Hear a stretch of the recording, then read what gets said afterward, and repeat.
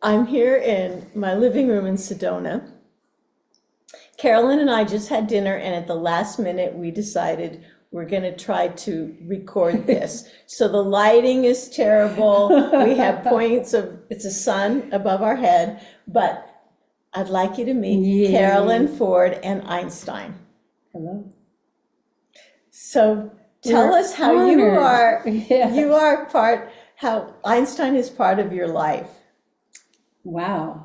In how much time And do just I have? a short version, because then we want to connect to Einstein. Yes, well, Einstein was a complete surprise when Einstein came into my life about 1989. It's been a very long time.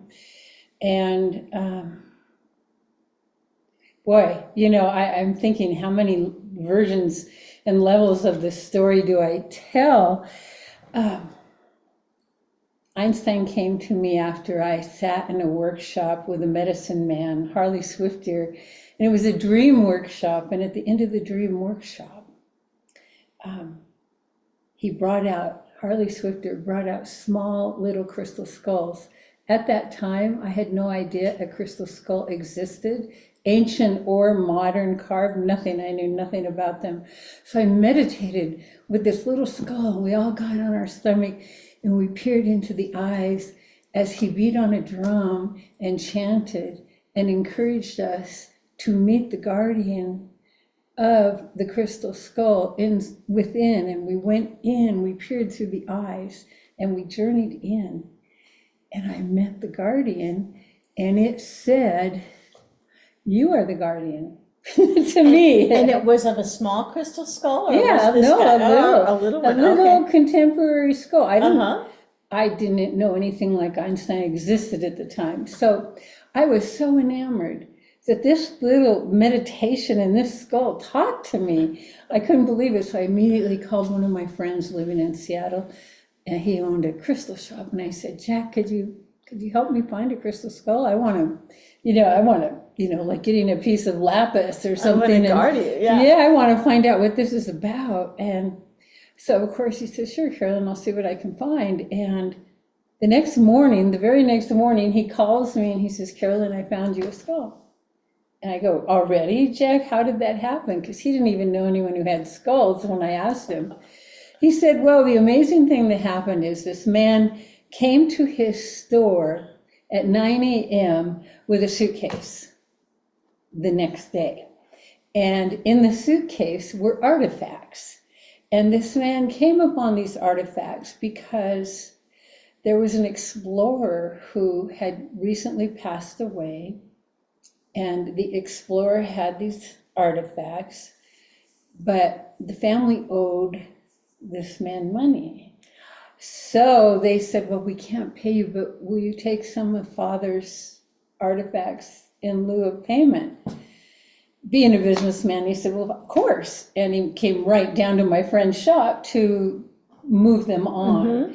So the serendipity of the whole event is that Jack looks at that and goes, "Oh my God, this is Carolyn's skull. She's never going to believe it." So in the suitcase was Einstein and jaguar artifacts, because he was an explorer. He'd been traveling to Mexico and Central America extensively throughout his life.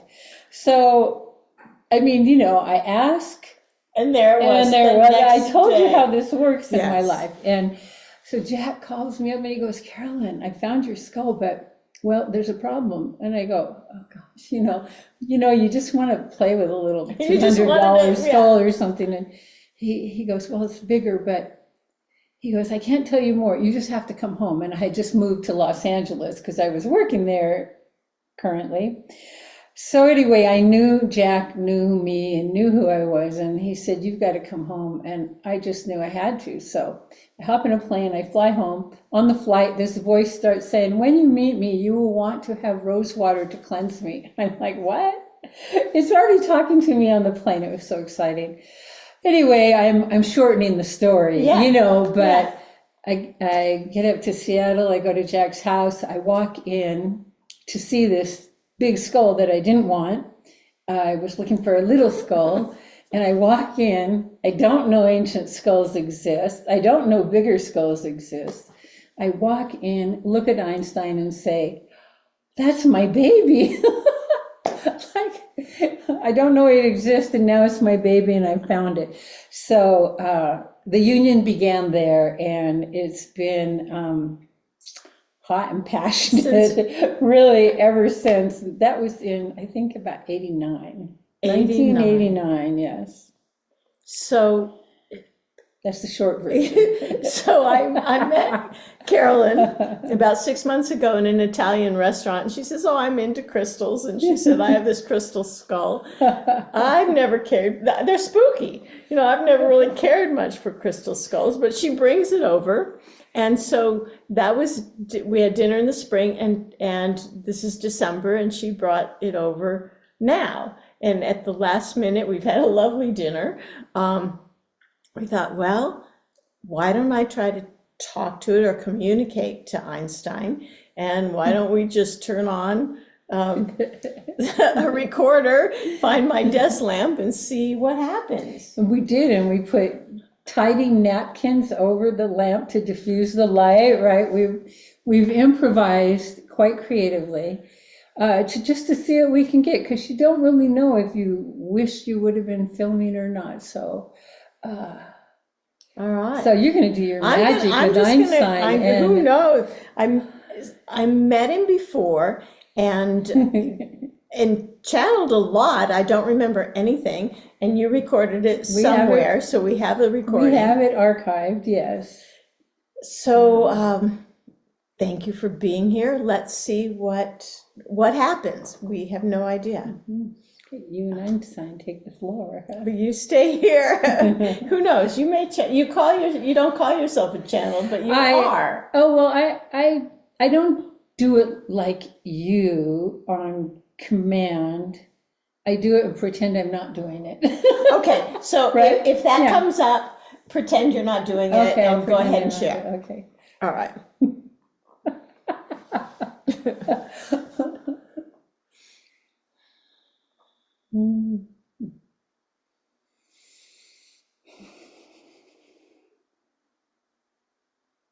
So I'm just going to say what I get. He wants to have petted on his crown chakra. He said to open up the crown chakra of humanity.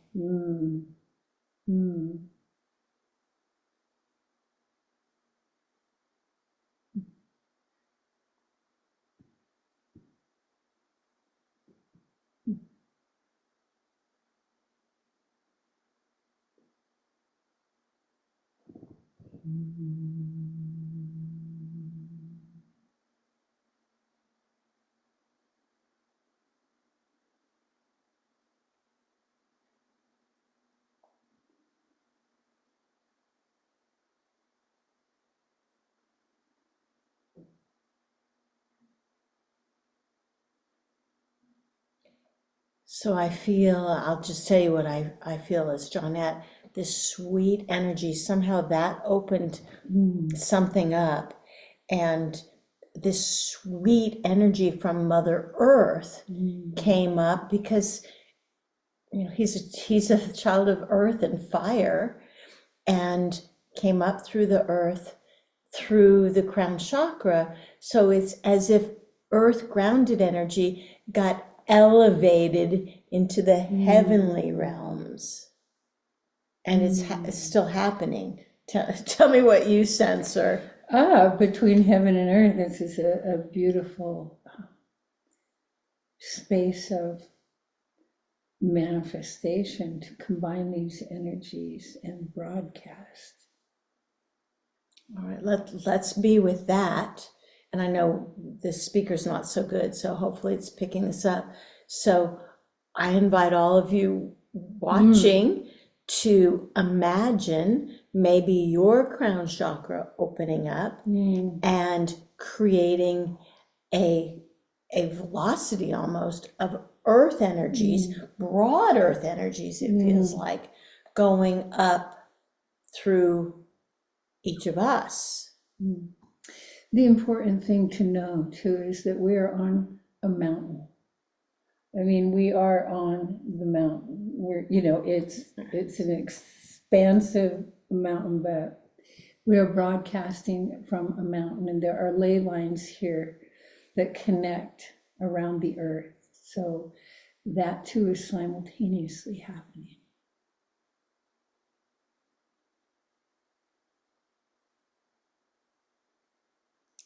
So you're saying he knows he's at home here in Sedona. This is where he's supposed to be because of broadcasting through the ley lines. Oh yeah, we are the main body of our work in the last few years is broadcasting from the sacred place on this mountain.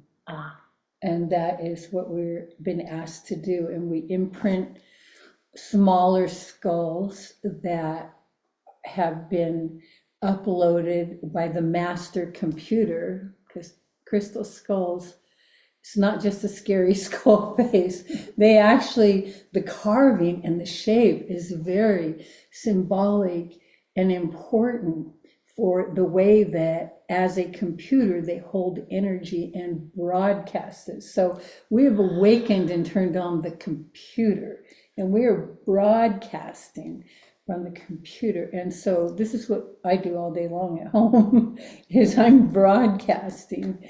And then we, of course, imprint smaller skulls, and then we make them available so they go to all points of the earth. So the Einstein, sometimes I say, but I don't feel like I'm doing a lot, am I doing enough? Because that would be a question that we might ask ourselves when we've been given big jobs like this to do in life. And he says, absolutely, you are broadcasting. This is so important that I have created the stillness and the centeredness and the connection to the mountain and the forces of nature all around us that allow us to really share that magic, since we are in the oneness. And the two of us create quite a power triangle. Yes. That's something that's very important. And Einstein says it's not just any two, it's the two of you. There's something. So I'll modestly step he back found from us. Yeah. Yes. Right. All right, we'll go with that energy coming up through the earth and being purified and broadcast and purified at the highest levels. And I invite each of you to imagine that yourself. And then let's just see if Einstein, through that, if people can get their own experience of him. Let's just try it. And if he tells me anything, I'll share it. So then the people, your audience, is receptivity is the operative word. Receptivity is how this energy, anybody's capable of receiving it with intention of receptivity.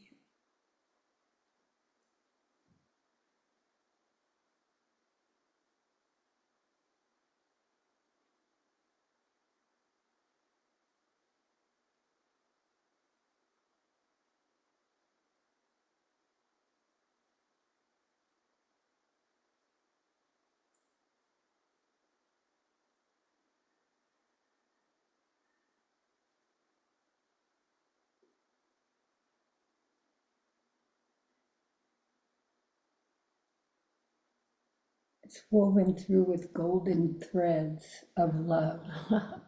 And that's what you can visualize in receiving, is that Einstein participates in nothing and touches nothing that doesn't have the essence of love.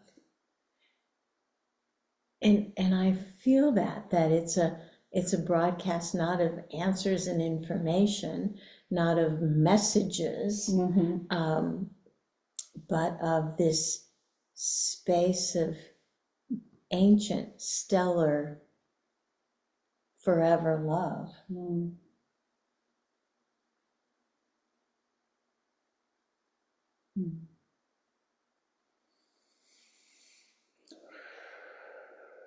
the breath helps move it.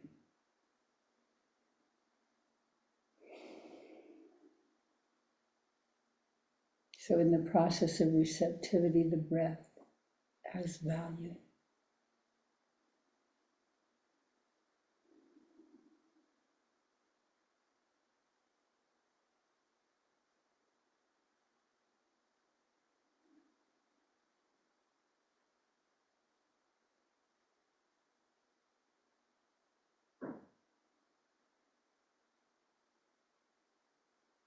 I'm sensing the intensity increasing. It's as if there's a buzz in my head that's getting louder and louder. I think that's as we connect, that resonant field just gets stronger, but I can feel it in my I feel it in my skull. That's what's, yes. Our bones are crystalline as well, right? So it's not just ringing in my ears, it's my head is ringing. That makes me want to open up my ear.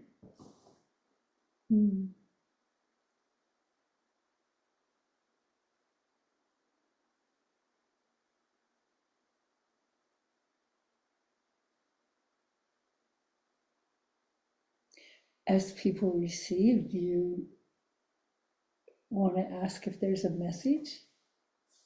I'm just getting such loud reverberations. Let me see if I can get a message, what the reverberations are about, what's opening.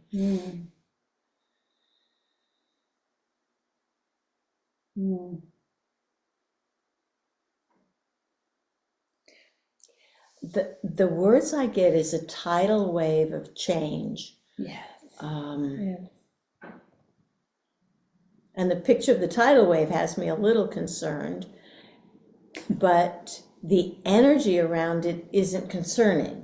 It's like watching it on a screen. So a major change comes, it doesn't throw us under the wave, but it's massive. And what were you going to say? I'm gone. I'll get back to you on that.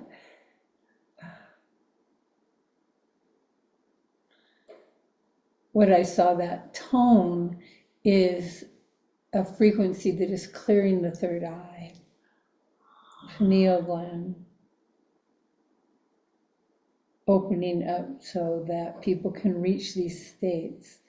Because the biggest concern has always been people trying to clear these areas, so they may receive. And they'll only receive so much until these areas of receptivity are cleared. And that's probably why we started by bringing it up through the pineal gland.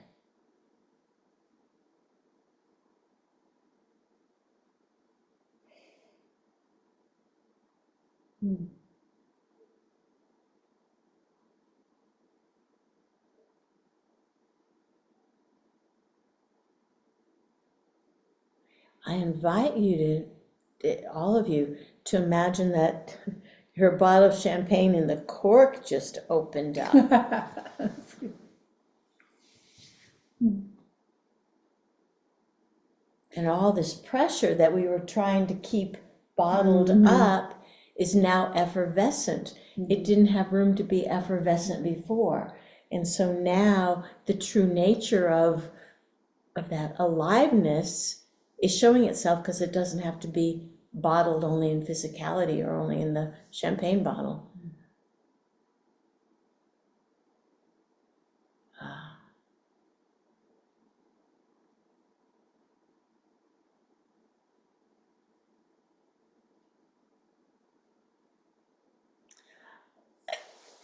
Carolyn, the kindness, the old master that he is,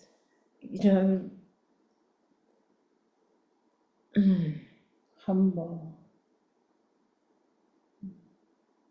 Yeah, quietly watching, holding, knowing that someday mankind would find these doors again. And he's been holding this mastery along with his crystal skull buddies, I guess, quietly and humbly.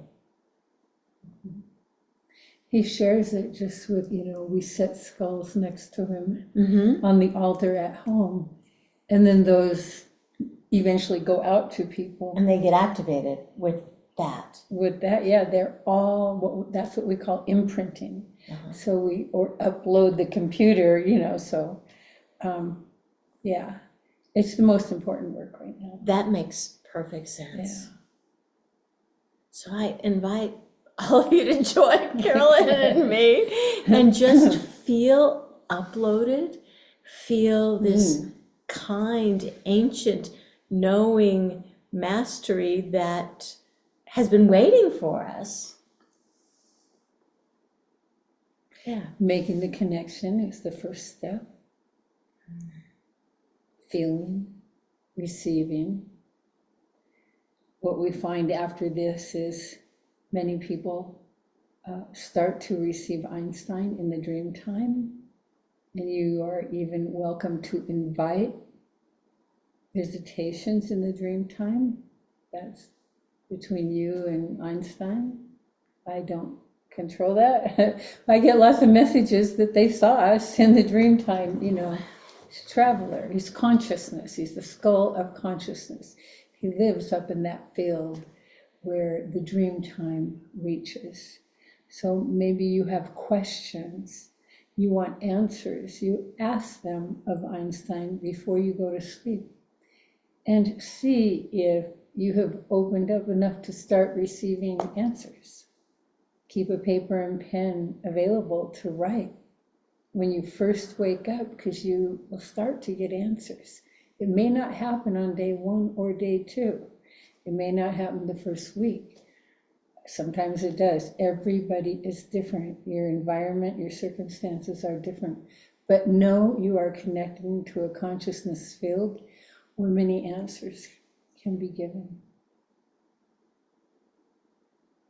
Just by saying that, I can feel the field got broader, Right, more like expanded, like right? an Akashic library all of a sudden opened up. Yeah, it's infinite. So, hey, thank you for being to dinner with us, and let's just sit for a few minutes and open up whatever Akashic library and wisdom and support you need. And tell us how you named it Einstein.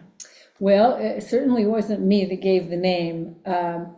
As all things with Einstein is, it has its own timing and its own unveiling. When I first received Einstein, and I was so surprised, I told that story, I took him shortly thereafter to show my mother, and I had a stepfather at the time, kind of a metaphysical guy. It was really cool. And I said, look what I have. And to be honest with you, I did not know what I had. I asked for a skull. I did not ask for an ancient skull. Like I said, I didn't even know they existed. But when I shared with my stepfather, Ed, and my mother, I took this skull out of the box and said, look at this. What am I didn't know what I was going to do yet. I was still, kind of just shocked. And I took him out, and Ed said, Einstein. And I was sitting on a little stool on the floor there, and I went, that's it. And I fell backwards. Like it just hit me like 2 little lightning lights. He said, Einstein, and I said, that's it. And that's how it happened. And of course, in German, Einstein means one stone. Yeah, so we kind of affectionately named our business One Stone, or, on the internet and all that. That was, yes, one stone. Oh, I know. Feel the oneness of that. Right. And that oneness can be, that pattern of oneness that we just had a glimmer of, can be shared throughout the cosmos. Like unification. I'm going to hold your hand. Yes. And let's hold our hands out like we're holding all of your hands. Okay, Einstein in the center. Yeah. And let's feel that connection. See if your hand can be on the screen. Oh. Yeah. I like that. That's. We're holding all of you. Mm. Mm.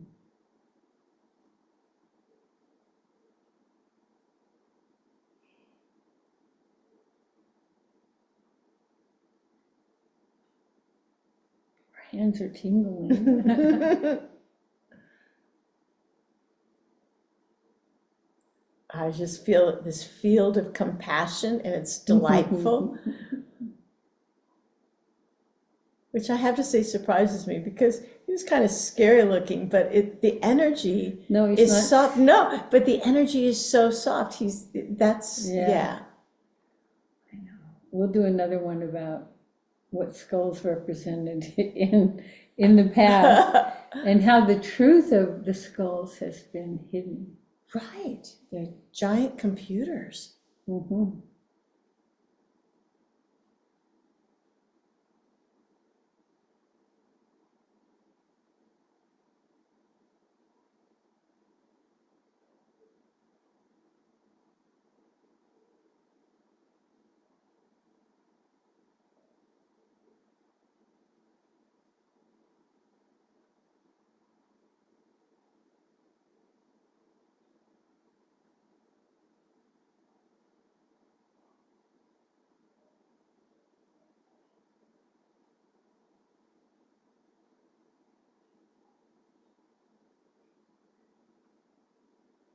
The energy of healing is present in this frequency that you are tuning into. So let it move into areas that you wish cleared, harmonized, balanced, and filled with love.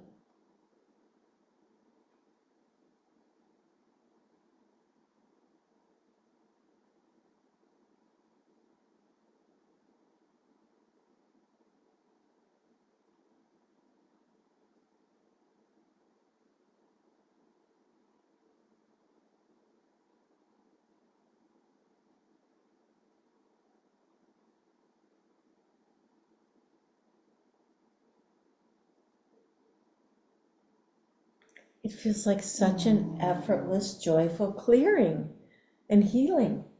Let's merge our hands above his head. Can you reach up? That's the one. And that's the flow up from Mother Earth through his crown and up, on and on.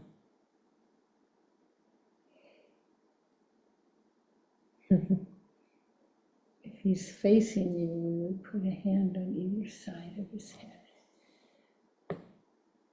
We're giving you all a profile, because I wanted to see his eyes. Here, let's turn him. I'm going to turn him.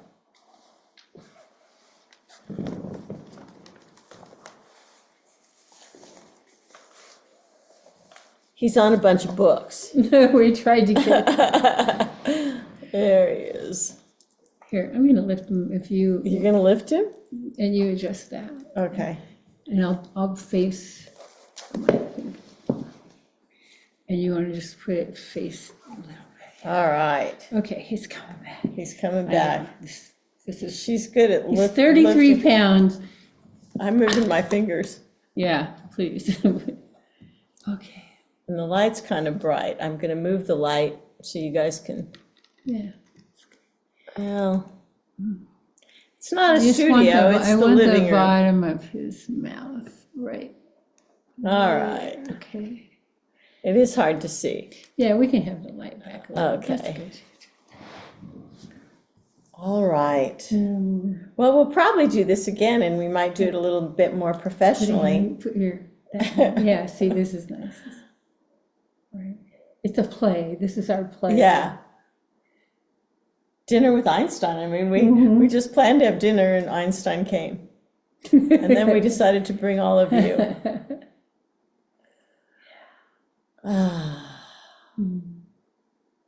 I just feel like inviting you to let your dreams lift off. Good. This is very uplifting energy. Just let your dreams lift off. And thrive. So take your hands off just a half inch. Okay. And feel the energy. Like sometimes it's so much stronger when you're just not quite touching, but almost. Feel a force.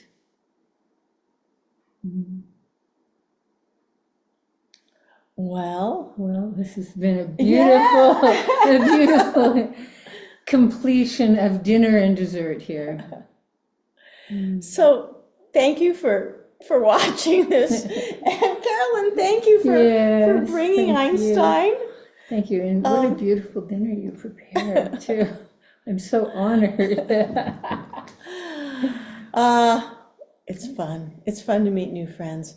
So blessings to all of you. We'll bring Carolyn back another time when maybe we do it more professionally, but we did it. We did it, yeah. We did it. And we wanted it to not be too serious.